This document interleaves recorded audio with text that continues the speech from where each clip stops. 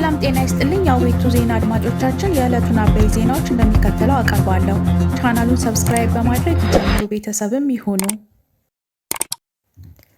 የሱዳን ፍርድ ቤት ከሀገሪቱ ጦር ጋር ጦርነት ላይ ያለው የፈጥኖ ደራሽ ኃይል የሚመሩት መሐመድ ሐምዳን ዳጋሎ ሄሜቲ ላይ በሌሉበት የሞት ፍርድ አስተላለፈ።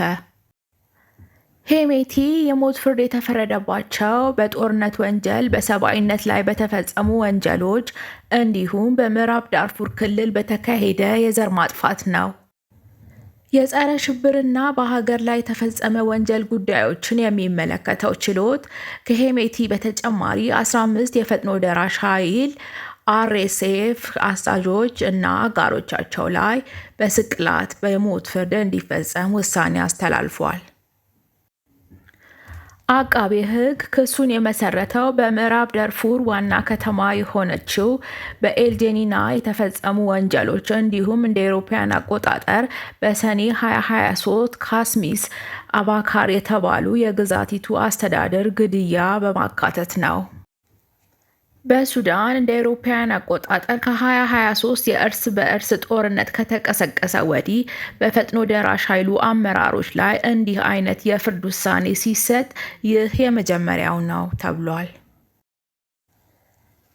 በትግራይ ክልል በአክሱም ከተማ 2 ሊቃነ ጳጳሳት የግድያ ሙከራ እንደተፈጸመባቸው ከኢትዮጵያ ኦርቶዶክስ ተዋሕዶ ቤተክርስቲያን በተነጠሉ አባቶች የሚመራው የመንበረ ሰላማ ከሳቴ ብርሃን ላዕላይ ቤተ ክህነት ገልጿል።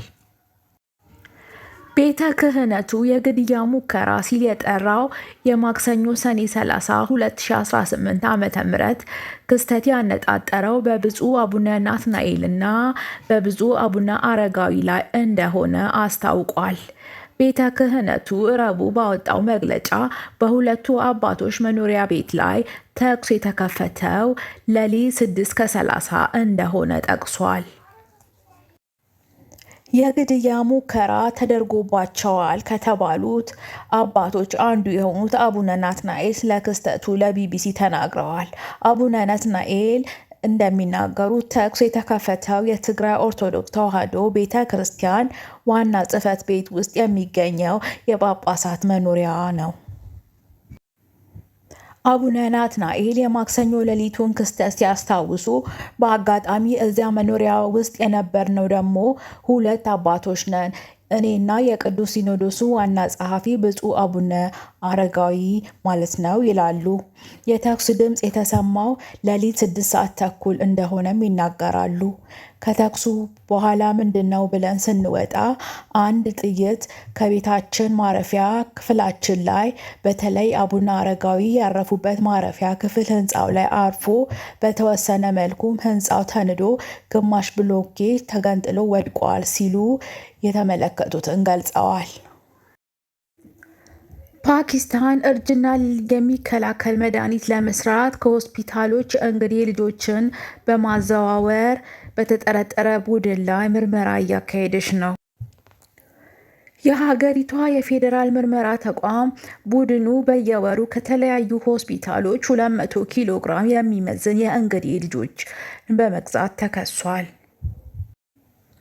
ተጠርጣሪው ቡድን የእንግዴ ልጁን ወደ ውጭ ከመላኩ በፊት እንደሚያደርቁትና እንደሚፈጩት የምርመራ ተቋሙ ለቢቢሲ ገልጿል። ባለፈው ሳምንት በኢስላማባድ በተደረገ ፍተሻም ባለስልጣናት በአንድ ህገወጥ ማቀነባበሪያ ውስጥ 500 ኪሎ ግራም የሚመዝን እና የሰው የእንግዴ ልጅ እንደሆነ የታመነ ነገር አግኝተዋል። ይህንን ተከትሎም 5 ሰዎች በቁጥጥር ስር ውለዋል።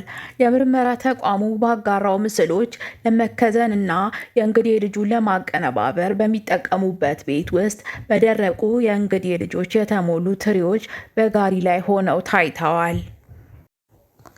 በሌላ በኩል የምርመራ ተቋሙ ረቡዕ ዕለት በኢስላማባድ አየር ማረፊያ ወደ ቪየትናም ሊጓጓዝ የነበረ የሰው ህብረ ህዋስ ቲሹ በቁጥጥር ስር አውለዋል።